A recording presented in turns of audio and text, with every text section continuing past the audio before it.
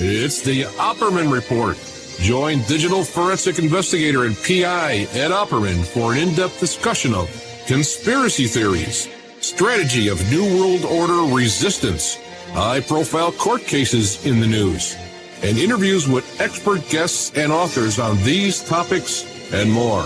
It's the Opperman Report. And now, here is investigator Ed Opperman. Okay, welcome to the Opperman Report. I'm your host, private investigator Ed Opperman. You can find me at Opperman Investigations and Digital Forensic Consulting through my website, emailrevealer.com, or you can just email me at oppermaninvestigations@gmail.com. If you like our show, be sure and check out our Patreon. All the shows you hear Monday to Friday, AM/FM radio, you can hear on Patreon with all the ads and commercials cut out. Ad-free. You can download it, listen to it at your convenience, all that kind of stuff. And, of course, our archives are free at Spreaker.com. You go to Spreaker.com, you sign up for free. There's a chat room, and you get an email notification when I put up new content. And also, too, I do a live show there every Friday night, a live solo show. And I think I just found out today's Thursday or Wednesday or something like that. And I do a live show every Friday night, 8 p.m., just a solo show, just going over all my weekly activities. I'm really excited about our guest today. His name is Edward Niedermeyer, and he wrote a book called Ludicrous. The Unvarnished Story of Tesla Motors. And we all know Elon Musk is in the news. So I got Mr. Niedermeyer on the show here. You can find him on Twitter at EW Niedermeyer, or he goes by the name at Tweetermeyer. He's a co-host on the podcast, the AutonoCast. And it's on about once a week, the AutonoCast. He's a co-host over there. So, Mr. Niedermeyer, are you there? I'm here. Thanks for having me. No, man, thank you so much. Before we get started on the whole Tesla book and Ludicrous and Unvarnished story of Tesla Motors, tell us about yourself, though. Who is Edward Niedermeyer? Yeah, so I sort of by accident started covering the auto industry for a little blog back in 2008. And I covered the bailout, was watchdogging that, did a lot of investigative stuff, and have sort of, was covering the auto industry generally. In 2015, and I've been at a bunch of different outlets, New York Times, Wall Street Journal over the years. In 2015, I sort of, by chance stumbled on this battery swap station that Tesla had in California, sort of halfway between San Francisco and Los Angeles. And, what I found, I've kind of been interested in battery swap before because it has the potential to solve one of the biggest problems with electric vehicles, which is that it takes a long time to charge. If you just swap out the battery, it's as fast or even faster in some cases than filling up with gas. And Tesla had been talking about it, but I hadn't seen anyone actually use it. And I went and checked it out, and sure enough, it wasn't real. They were using it was a busy holiday weekend. They had superchargers hooked up to diesel generators to handle the extra load instead of making this new technology in the station open to the customers, which they said they were doing, and ended up finding out that this was all essentially a farce, really, to get more money out of the California CEV program. And that was the moment when I realized, wow, this Tesla company, when you actually check into what they're doing, the reality of that is so different than sort of the image you get just sort of in general. And so that sort of started me off into investigating this company, and that led to a book called Ludicrous, the Unvarnished Story of Tesla Motors. It came out in 2019. Sold okay, but I think just in the last week or two, had a thread go viral on Twitter, and just I think people are starting to see through Elon Musk, and they're becoming very curious about this company. And so, just trying to make the most of that. Yeah, excellent. We can all take our Tesla stock and invest in Edward Niedermeyer and his new book here, which has been taking off. Now, let me see if I understand the story, what you're telling us about these swapping stations. Now, that's interesting. Now, you're saying instead of going to a charging station, you'd go there and you'd swap out your dead battery for a live battery, right? Is that the idea? That's the idea, yeah. And there'd been a company in Israel that did this, only they would sell you a car without the battery. Yeah. So you didn't even own the battery, and you would just have like a mileage plan. And it made sense for that. But for a private company like Tesla, it was kind of weird because it's like you take good care of that battery in your car. It's most of the value of your car. You're just going to swap it out for some battery that, you don't know who's been taking care of it. So I was a little suspicious in the first place. Like it didn't make as much sense as this other company that I'd seen do this before. And that was one of the reasons I went and checked it out. And like I said, it turned out to just be a way to kind of play, like game the rules of this California ZEV program. Okay, and the ZEV, what is that? So this is a credit swapping program that California has. It's like a credit market program. Sort of, if you make more than a certain percentage of your car's EVs, you gain credits, and if you make less than the percentage you're supposed to are EVs, electric vehicles, then you have to buy these credits. And so really, it's not so much the money is not coming from the taxpayers. Basically, it's coming from the other car companies. And Tesla was getting a certain amount. And by the way, a huge percentage of their profits over the years have come from these credits rather than the profit on the actual cars. And what this program was doing was they wanted to encourage technology, that would allow you to charge an electric vehicle faster. And so they had this bonus where you would get almost double the number of credits per car if you had something that could charge even faster. So Tesla built this swap station, and their ZEV credits, multiplied just because of this swap station by tens, hundreds of millions. We don't know the exact details, but probably in the hundreds of millions of additional credits, right? And so this really kept the company afloat. They put on a show, and it's one of the reasons this company is even here today.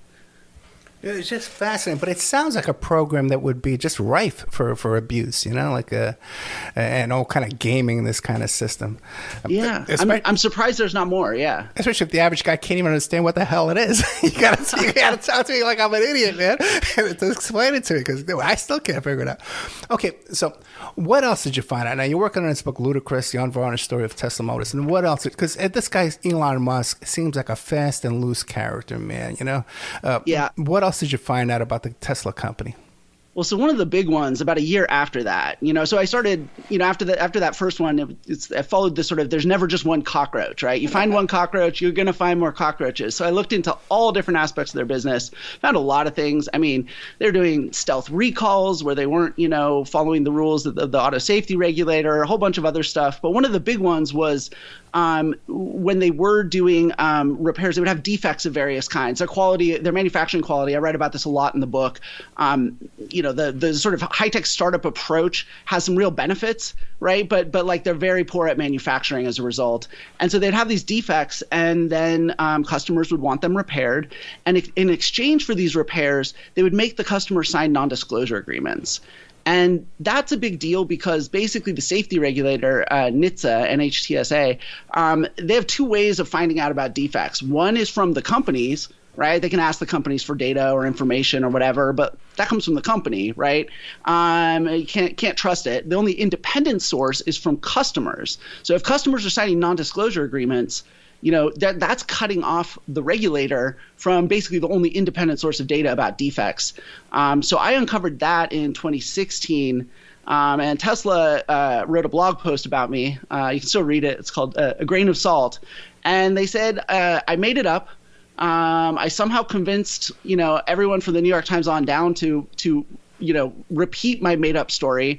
And they said I was doing it because I was shorting their stock, essentially. All of which was not true, but I think it was a really important moment because I realized, okay, not only are they, shaping the public's image of this company by covering up defects with these non-disclosure agreements, they're also, doing an end run around the regulator by doing that. And then when someone like me comes along and finds it, they're kind of trying to attack my credibility, as a journalist in the most important way, so that I will look like a liar, and that every other journalist looks at that and they know this is going to happen to me if I try and tell the truth about this company. Gotcha. But listen, man, if you ever do decide to short that stock, man, let me know, okay? I do not give investment advice. Give me a call in advance. But wait a second. Now, with this, again, because you got to remember, so my average audience isn't like the Autonocast audience that are really into this kind of stuff. My guys, the people listening to this, they're driving in their car. They're in a car, so let's say we're halfway there, right? They drive along in their cars. They know how to drive. They know what a car is. But half of this stuff is really inside baseball, okay? Yeah. So now how can it be, okay, if people are coming in for repairs and I tell them, hey, listen, man, don't worry, sign this NDA. We're going to repair the car for free, but you got to keep your mouth shut. Basically, I'm right? Yep. That's what happened. Then what about Carfax? We hear about Carfax has a report of repairs and all kind of stuff. How do they get around that? Yeah, well, so, they don't have independent dealers. So, every other car company basically has franchise dealers. And, there's a strong relationship between the company that makes and sort of runs ads for the cars and makes the parts and everything. But you as a customer, you deal with the dealer, and that dealer has a relationship with the manufacturer, but they're independent and they have their own things to consider, right? Including their relationship with you. Like in a lot of ways, when you buy a car, you don't really have a relationship with Ford Motor Company. You have it with your local Ford dealer. And them being in the middle of that relationship means that they kind of have a stake in, serving you as much or more than the manufacturer. And so they want to disclose stuff and they want to be transparent about stuff, relatively speaking. And again, there's not all car dealers are good and all that. But with Tesla, it's different because they own their stores.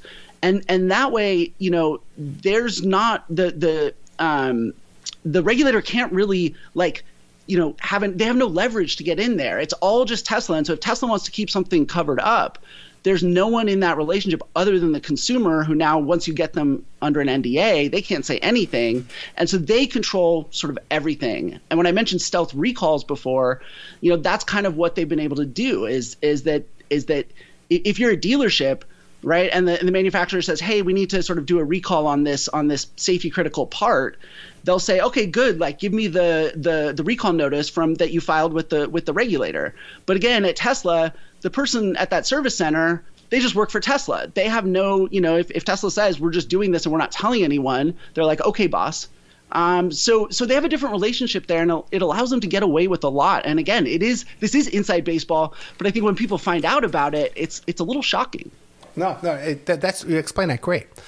If I understand, the audience will understand. Now, but now in a situation like that, then if there is a recall, okay, and if it's a serious recall, what do they do then? They send letters out to their customers themselves, or they just don't say anything until the customer shows up?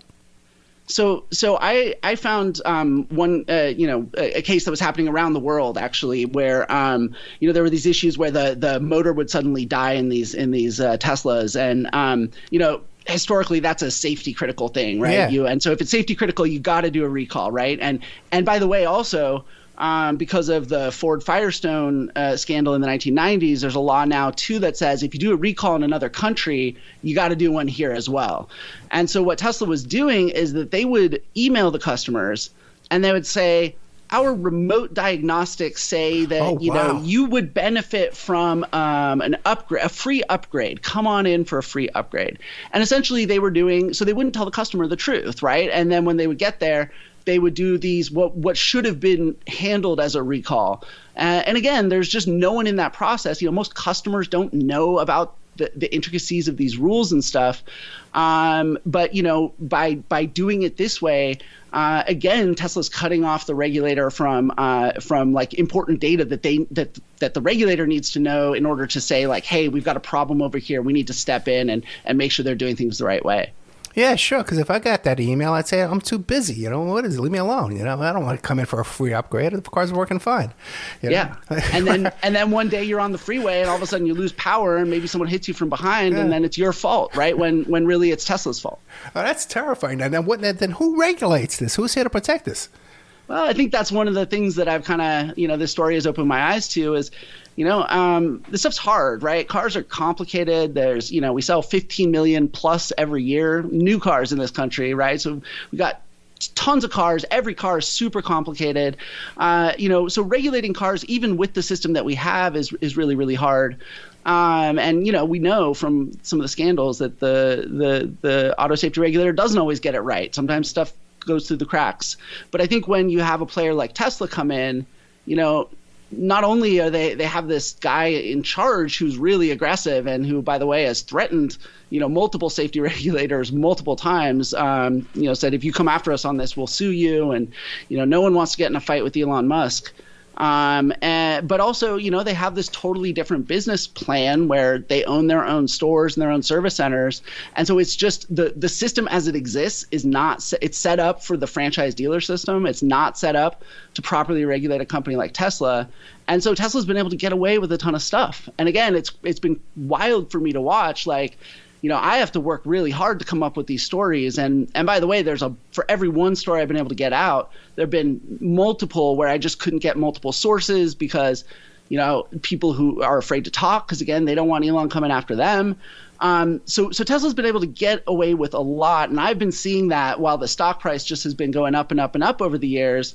And, you know, it's just, I knew there was going to be a reckoning. And I think, you know, now people are finally sort of catching on that this guy can't really be trusted. And I think that's sort of what regulators in particular, you know, need to realize, because they want to give him the benefit of the doubt. And he just doesn't deserve that anymore. He's pulled enough stuff now that they really need to watch him like a hawk. Okay, not to change the subject too much, but if this is concerning, you know, what you're telling me is concerning. So if this is concerning, how concerned should we be about these boring tunnels he's doing in Vegas and stuff like that? That's a lot more serious than you know, car stuff. You know what I'm saying? That's serious business. Yes. Yeah. So actually, the thing that I would be, you know, kind of concerned about, and we talk about this a lot on our podcast, but it's even harder to get people to understand, is the self-driving car stuff. Right. You know, so Tesla's made, you know, this autopilot, and you know they you know, when they first put it out there, they're like, oh, this is basically like it's self-driving. It almost drives itself, and it's designed so people think it's almost self-driving, right? And what people don't realize is that, you know, to be a self-driving system, it has to be powerful enough to, you know, be 99.9999999% safe, right? And anything less than that, you know, what happens is that people get complacent. And especially if you tell them that this is more self-driving than it actually is, they get complacent. And what happens is that when, you know, every 100 miles, or maybe it's every 1,000 miles, or maybe it's every 5,000 miles, whatever it is, like when that system sees something that it can't handle, if you're not paying attention, you know, you'll run into it. And we've seen a number of deaths with this. And so it's like, and then on top of this, now he's selling this full self-driving option, which is like $10,000 plus per car. So it's like a scam. Right, in that this technology, and again, it's really complicated to explain why, but basically this technology will not ever drive itself. Like he's been saying for 5 years, oh, it'll drive itself next year, and we're still not there. So people should see that. So you got like a scam, but then you also have him like sort of playing on the trust that his customers put in him. They put a lot of trust in him, and you know, he encourages that trust, but then when the car crashes, when it's on full self-driving or an autopilot, which has happened quite a bit, you know, then the customer is stuck and held responsible for that. And this is very, very different than the rest of the self-driving car space, because they're also not selling cars to customers. They're making robotaxis and autonomous trucks and things like that, where you can get a ride in it, but you're not going to own it. And so so it's a scam. It's really taking advantage and putting his customers in a vulnerable space. But then he's also playing with the public's trust in this technology. And if you've ever been in a self-driving car, and I've been in actually quite a few now from a number of companies, it's an amazing experience. But you really have to trust the technology. Mm. And I think one of the things that a lot of people in this technology sector are concerned about is that Elon Musk is going to, you know, put so many people in a situation where they trust the system, but it crashes, and they get, you know, stuck with the consequences of that they're not going to trust this technology in the future, and that puts at risk a technology that really could save a lot of lives. Now, it would seem to me that self-driving couldn't be possible until you have, like, the majority of the cars out there are all self-driving and communicating with each other. You know what I'm saying? Otherwise, you got these rogue guys just driving around, you know? Yeah, that is one way to do it. There's sort of two approaches. Okay. There used to be sort of the approach that, you know, all the cars and the roads and the stoplights and everything would all just be talking to each other, and it'd be sort of a system level approach. Right. That's turned out to be really hard, in large part because in this country we just don't invest in infrastructure enough. And so the current technology came out of actually the military started doing these prizes to sort of encourage the development of autonomous vehicle technology. And I'll tell you the big difference is, right, so Elon Musk is in the car business. He's selling you a car. And so when he, realized that, we have to be in this technology because it's coming and we don't want to get left behind, he said, well, we'll be able to drive these cars with just cameras. And he said, we have 8 cameras on this car. And, humans only have 2 eyes. And if we can drive with 2 eyes, which are basically light cameras, that with 8 cameras, this Tesla will be able to drive itself. Well, everybody else in the technology space, so for example, the latest suites from Waymo, which is the Google self-driving car company, they have 26 cameras on their car, plus I want to say 6 or 8 radar, plus at least 4 or 5 LiDAR, which is like a laser scanner. So they have like 3 sensor modes that are like much longer distance and much more precise and much more expensive, which is why they can't just sell it to you, right? But like the state of the technology really requires that. And so, basically Elon Musk is really playing on people's ignorance about this technology, because if you really are familiar with how all the companies, all the teams in those DARPA challenges, those defense research challenges that gave birth to this technology, they all use LiDAR, they all use radar, they all use cameras. All of the other legitimate companies in this space are doing the same thing.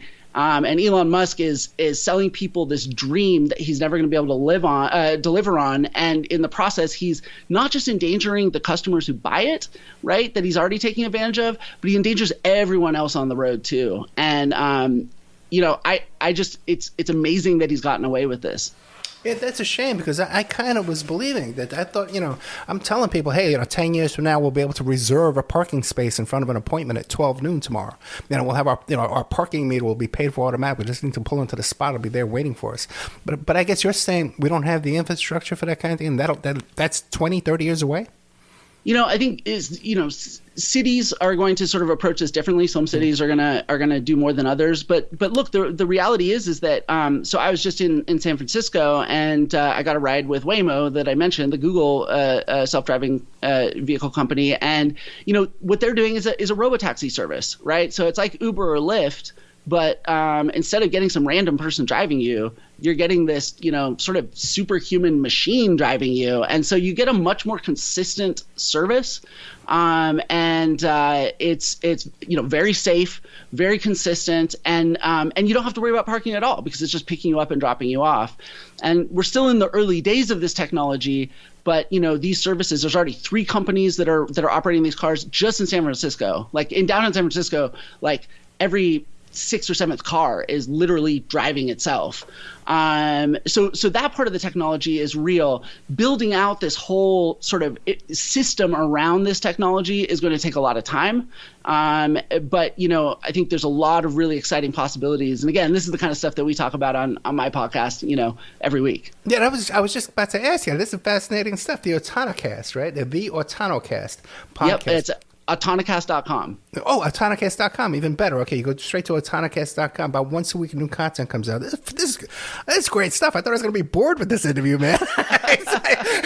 But you're making me a little nervous, too. You're making me a little nervous. Now, let me tell you something. Now, you used the expression, I wrote it down quite a bit, that there's quite a bit of accidents coming from these auto-driving cars, right? Now, how much is quite a bit? Well, so one of the problems is that we don't always know. And by the way, we need to make an important distinction here. It's not fully autonomous vehicles from, companies like Waymo or Argo or Aurora, which again, I've probably never heard of any of these companies. Yeah. But really it's the Teslas, and it's because, he's selling this weaker version so that it can be affordable enough for people to buy. And again, he's just playing on their faith that someday through software alone, they'll be able to actually make it self-driving. We don't know the full numbers. So the auto safety regulator in this country has only just started requiring that anytime a car with one of these systems active crashes, that they need to report it. So they started collecting this data last year.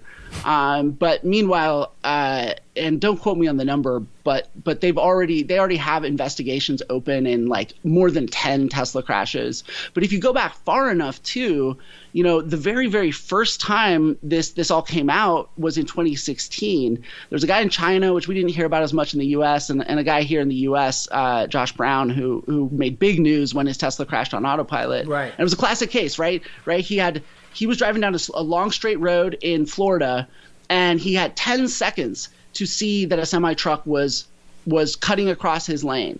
And he had 10 seconds to see it, and he was so complacent because of the system that he didn't see it, and the system didn't see it. Car drove directly into the semi-truck and decapitated the guy, ripped the whole roof off his car, right? And so that was a particularly dramatic. There have been a couple of similarly dramatic cases that have been investigated, by the way, by the NTSB, which is an investigator, but they don't have regulatory power. So they identified specific issues that Tesla could do. Tesla hasn't done any of it. But even before 2016, when those happened, Tesla, people said my car crashed in autopilot, and Tesla always denied them. And the thing that changed in 2016 was that people learned that when your Tesla crashes on autopilot, what you need to do is not let them take the data off your car. Wow. You need to preserve what's called chain of custody. And if you preserve chain of custody on the data on your car, then Tesla has to admit, well, yeah, okay, autopilot was active. Before people realized this, Tesla would come in after a crash and they'd say, oh, we're here to help. We'll give us, your onboard data, and we'll tell you what happened. And they would always say, oh, no, there was no crash, or there was no, autopilot wasn't on. This is your fault. This is your fault. This is your fault. And so now people know, if you get a crash in autopilot, you make sure you maintain chain of custody on that car. Because again, and this is the thread that goes through all of this, like Tesla just cannot be trusted. Yeah, that's a great class action suit. If you're out there and this is happening, give me a call. I also too. The other one is you're saying that's we've only been checking on this for like a year, but what about the auto insurance companies? Are they insuring these cars? Because they're not in this for fun and games. They're tight about their payouts. So how are they? Are Tesla car insurance higher than the average car?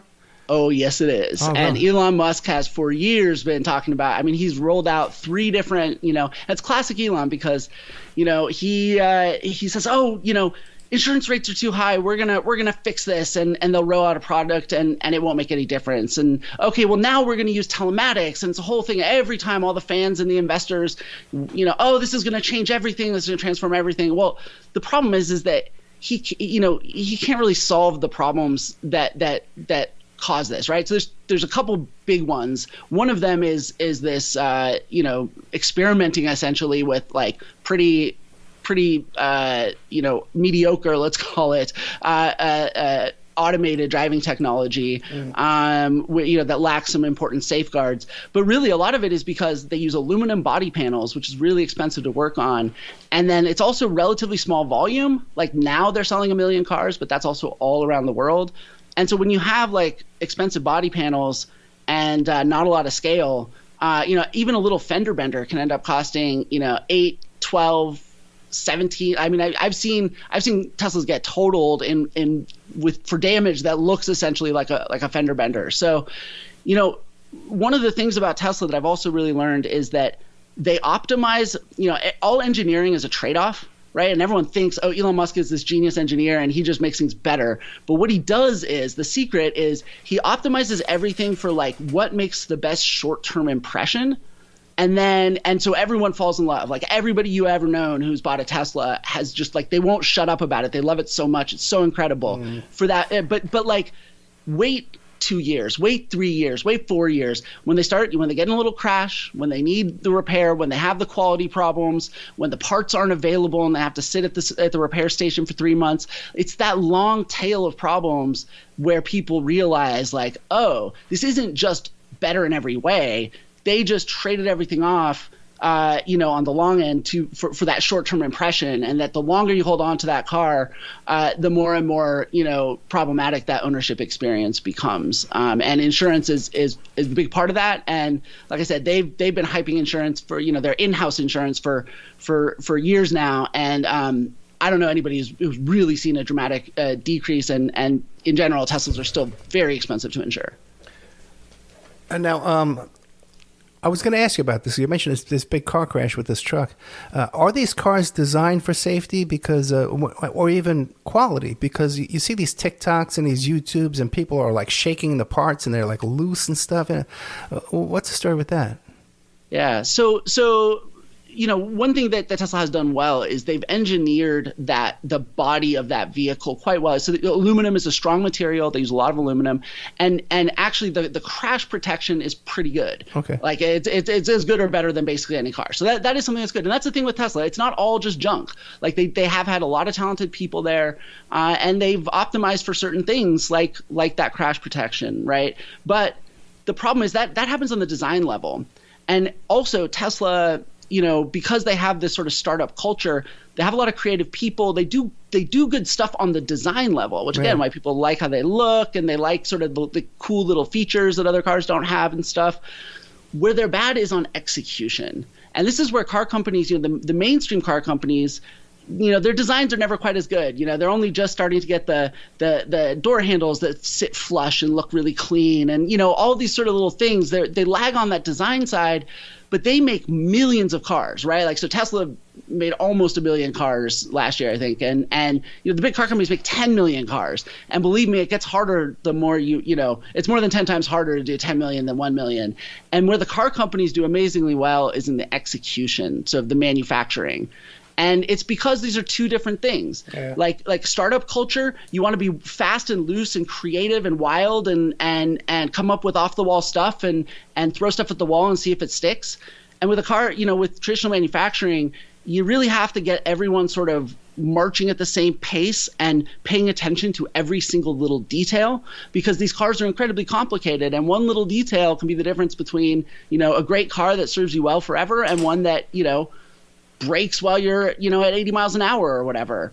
And so, and again, it's this short-term, long-term thing. In the short term, you put a Tesla and a, whatever else it might be, a Ford in front of someone, and, they're going to say, yeah, the Tesla looks like the better car. No doubt about it. But when you talk about a 10-year, I think the average American car is on the road for about 11 years.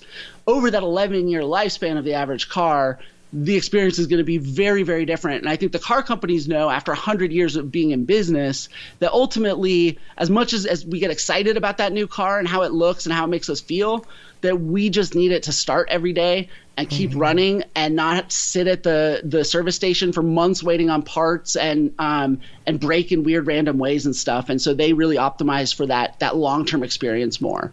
I tell you, this is great stuff. We're talking to Edward Niedermeyer.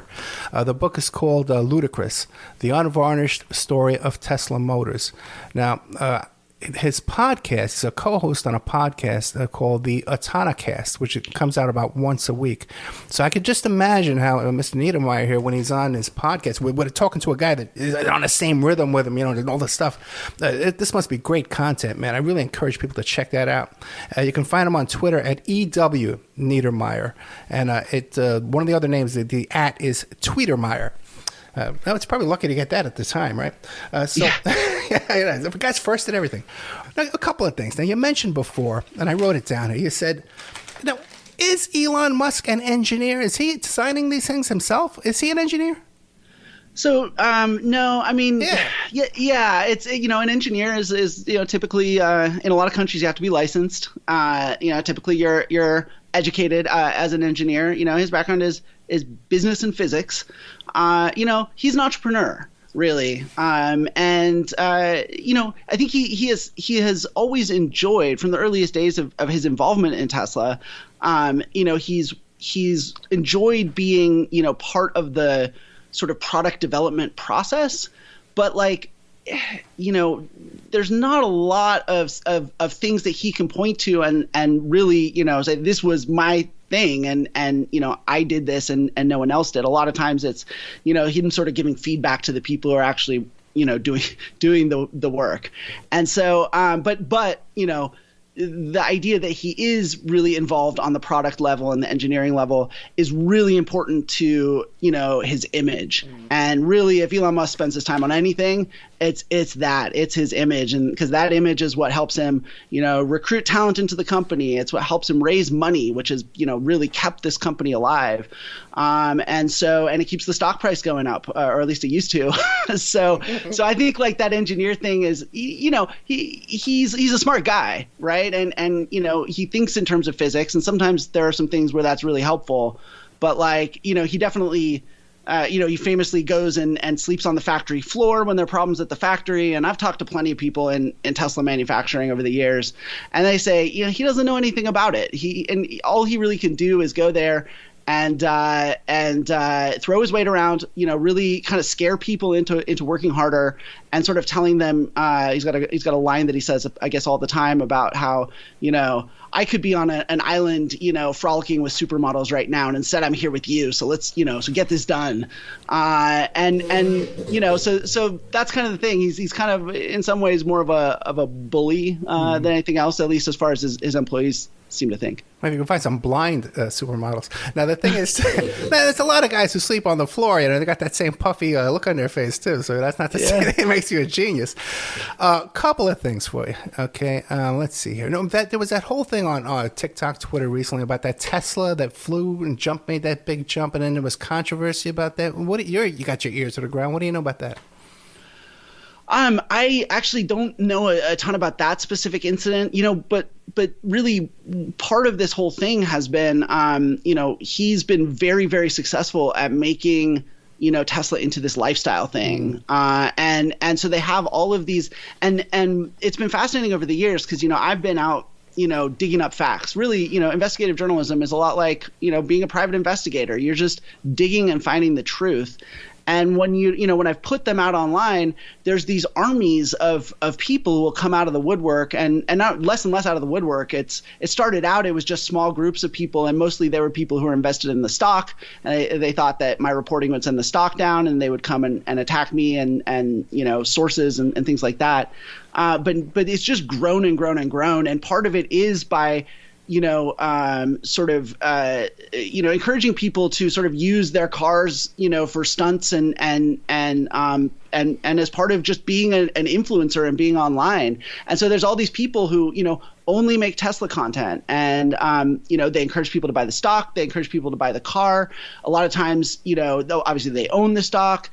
Previously, they would have this referral marketing thing where, if you referred someone to buy a Tesla and they used bought a Tesla and used your code, then these influencers would get all kinds of benefits and stuff. And so like there are guys who run blogs who, Tesla technically owes them, two of these like Roadsters that haven't even been built yet. Each one is worth $250,000. And like for me, the idea of calling yourself a journalist and covering a company that owes you $500,000, I don't know how they do that. That's not journalism. You're doing marketing, right? But they're doing marketing dressed up as journalism and as blogging and as content. And this is something he's done really well. But again, it's also kind of created this bubble that really couldn't sustain itself. And I think now we're starting to see it all start to come down. That's fascinating. Brilliant, as a matter of fact, marketing technique. It reminds me of Amway. Yep. And you say like the people at the top get a commission from the people at the bottom, almost like in a pyramid shape. It would be shaped like the flow structure, right? Correct? Anyway, let's move on. We have Tesla stock. No, you were saying to me off the air a bit that you wanted to tell me about inside the company, things that are going on inside the company. What can you tell us? Yeah, it's fascinating. So I've covered a bunch of different car companies and technology companies over the years, and every company's different, and they all have their own kind of personality and experience. And I've never seen anything like Tesla because on the one hand, they're able to bring in these just really brilliant, talented, folks, they're engineers or designers or whatever else. And, they all believe in the mission of, saving the planet and working with this famous genius and everything. And, for some of them in certain jobs, like they have an amazing experience. But everybody, best case scenario, you have this job that you really love, but like you're there at least 6 days a week. You're working 13-hour days. Your family never sees you. It's a company that takes and takes and takes, and everyone reaches their breaking point. And if you're not so lucky to be basically the split is, you have that kind of experience if you do a job that Elon is kind of interested in and kind of likes to, thinks is important and cool. If you do something that Elon doesn't care about, if he doesn't think it's interesting or cool, so manufacturing, service, a lot of the kind of humdrum supply chain stuff, things that's just not sexy, then no one cares about you. And it is an outright abusive place to work. And so it's really fascinating because on the one hand, and we've seen a lot more reports now of the racism and the sexism and just the overall just using people up like they're disposable. And that's, it's self-defeating. I think, I get why he does it. He sets these impossible goals, and that's part of his brand, right? And that's what people love about him. But he just goes through very talented, dedicated people to do that.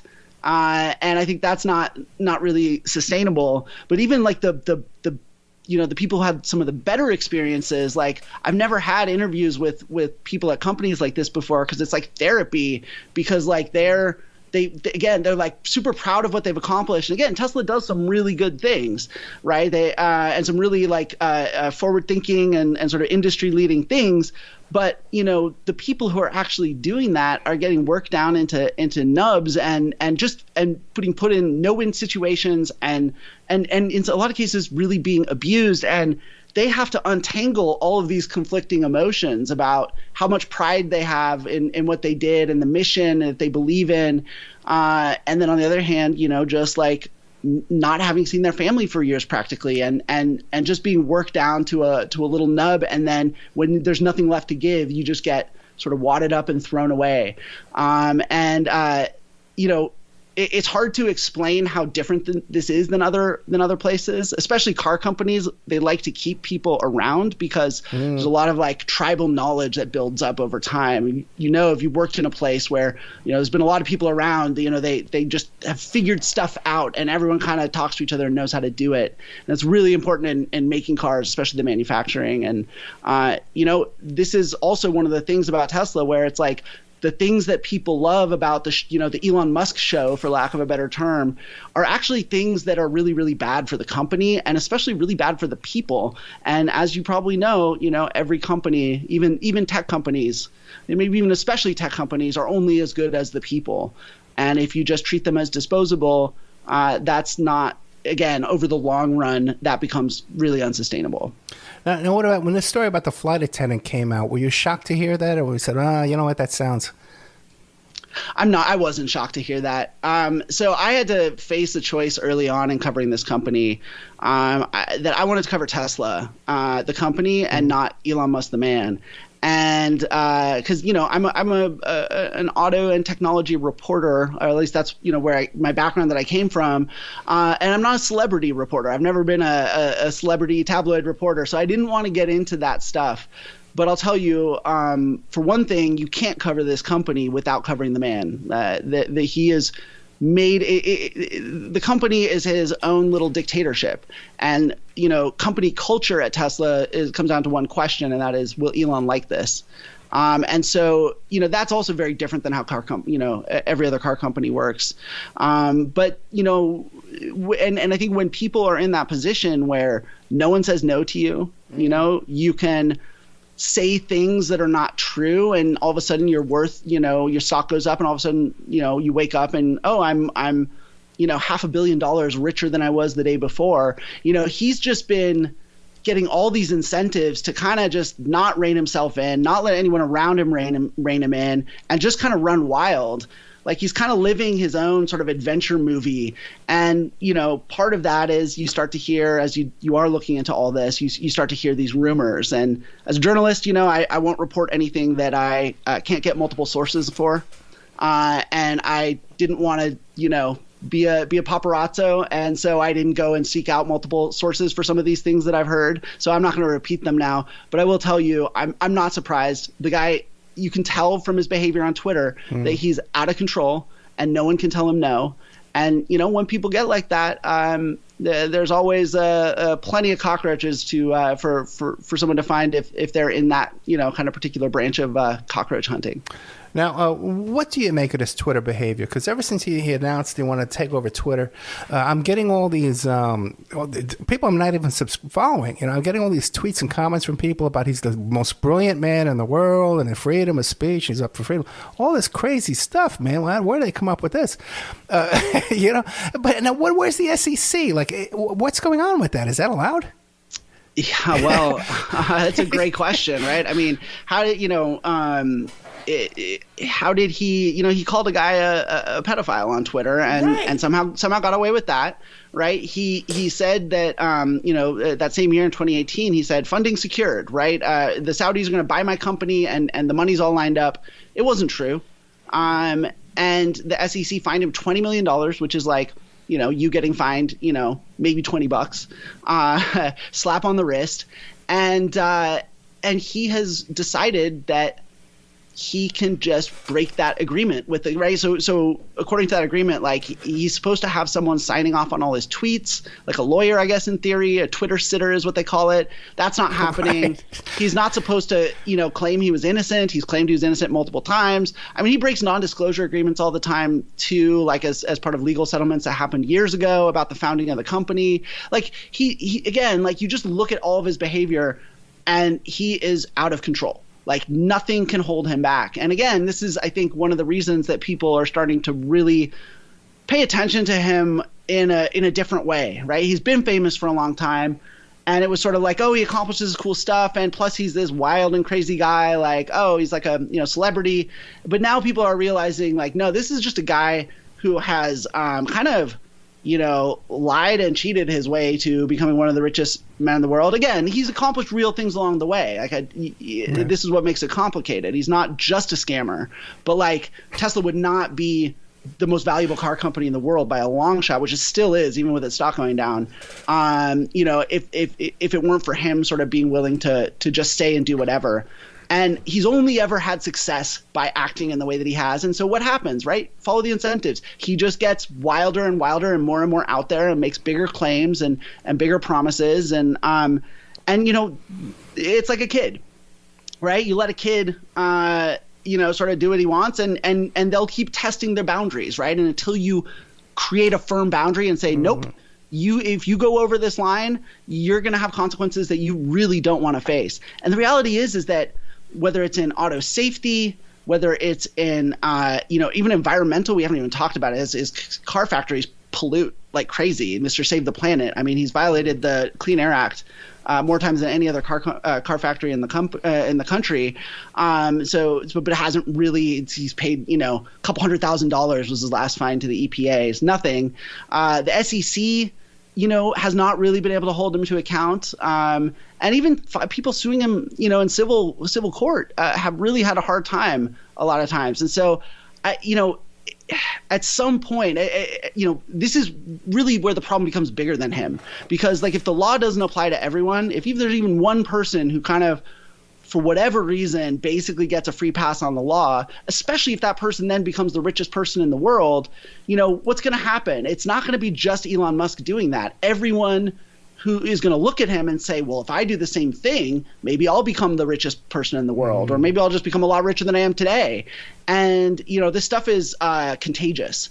And so really at this point, I think the problem with Elon Musk more than anything is the impunity. It's that the fact that no one seems to be able to make consequences stick.